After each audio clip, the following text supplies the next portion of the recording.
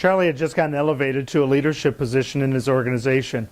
As a participant in the organization's High Potential program, he was well on his way towards achieving his career aspirations.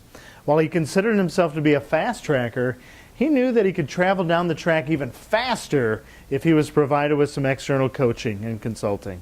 He did his typical research regarding what he wanted, as well as where he thought this purpose could best be filled through an executive coach. When he made his presentation for help to the leader he reported to, the leader asked him who was going to pay for such career development advice.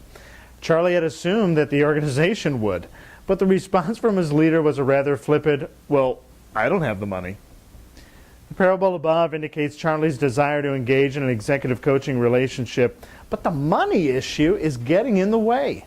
So what can Charlie do? This is fairly typical, and at Pathos, we hear this all the time. The solution is relatively simple and straightforward. Charlie has a couple of options to pursue. First is budget reallocation. Does Charlie have access to funds within his department that he could reallocate towards a coaching initiative? He may not have had funds earmarked for it when the budgetary cycle commenced, but are there funds available that could be spent on this versus something else, or nothing? The second is self-funded. Is Charlie willing to pay for the initiative out of his own career development funds?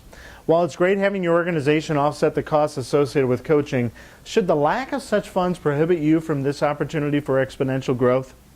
The bottom line results, which a coaching engagement always comes down to, is what are the benefits we'll receive, as well as the results we'll get either as an individual and/or organization. The moral of the story, while money isn't everything, it sure has its place in business. If you're participating in a business coaching conversation or setting, you should expect that 1, there's a cost involved, and 2, you'll achieve/receive a multiple of that cost in return.